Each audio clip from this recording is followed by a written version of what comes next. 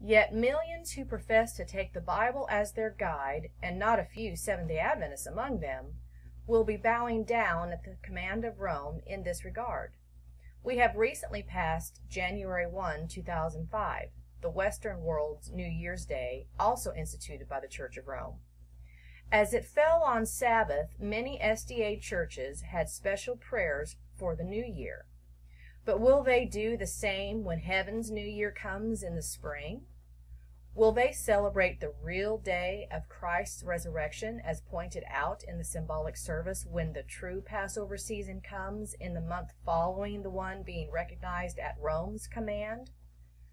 The really important question is, do they feel the need to do it correctly, or do they think that any lame offering will be accepted?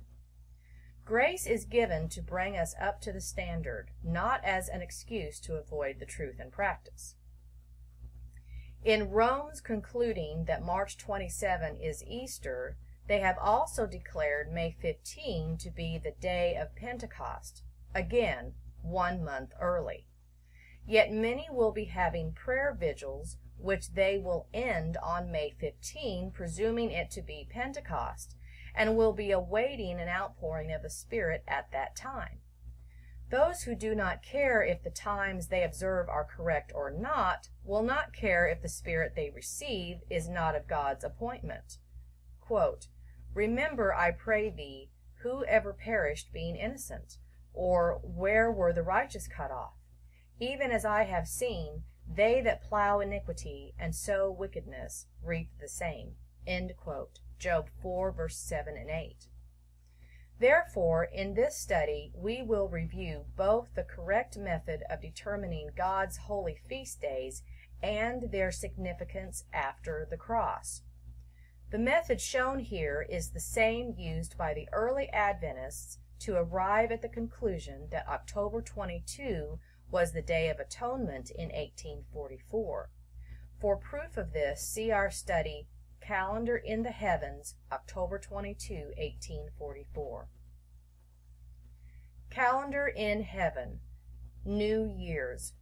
Quote, "And God said, Let there be lights in the firmament of the heaven, and let them be for signs, and for seasons, and for days and years. And God made 2 great lights, the greater light to rule the day, and the lesser light to rule the night. He made the stars also.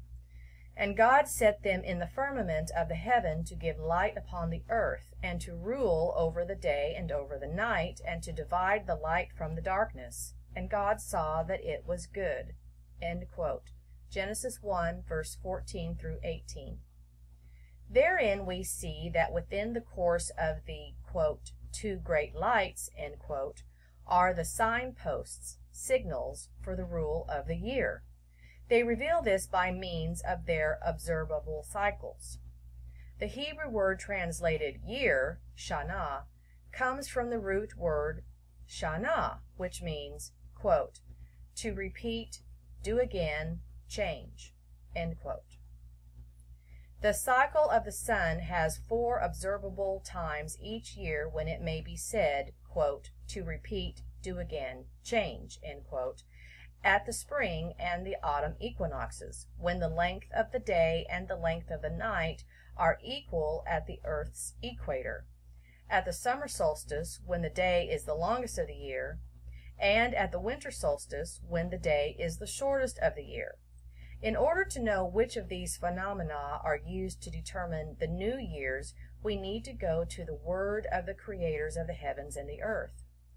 Shortly before the Lord delivered the Israelites from Egypt, he told Moses, quote, "This month shall be unto you the beginning of months. It shall be the first month of the year to you." End quote. Exodus 12:2. By this we see that the months are inseparably linked with the year, and that they hold a certain prominence in God's calendar in the heavens in regards to the New Year's.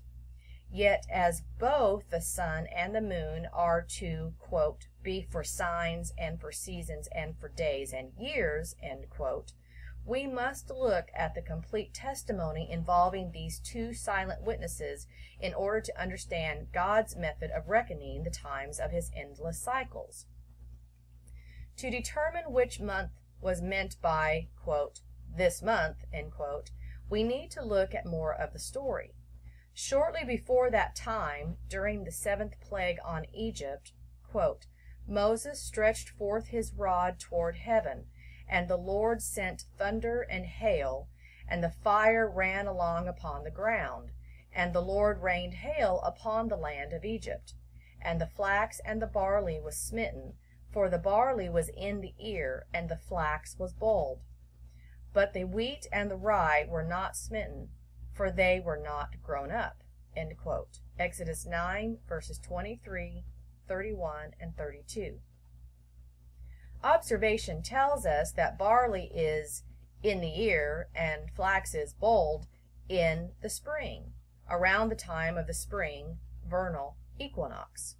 Therefore, we see that God chose the springtime and the observable sign in the heavens, the spring equinox, when the sun is seen, quote, to repeat, do again, change, end quote, its cycle, to mark the end of the sun's cycle into and through the summer and winter, and the beginning of a new cycle. It usually falls on March 21st, though occasionally it may occur on March 20th. The sun and its observable sign of the spring equinox, though, is only one of two signs in the heavens which are required to establish a new year. The other is the moon, as noted in Exodus 12:2 above. The cycle phases of the moon are of equal importance because they determine the day of the week on which the first day of the first month of the year begins, which is used for the counting of the days for the feast of that month and for the counting of the days and months of the other feasts.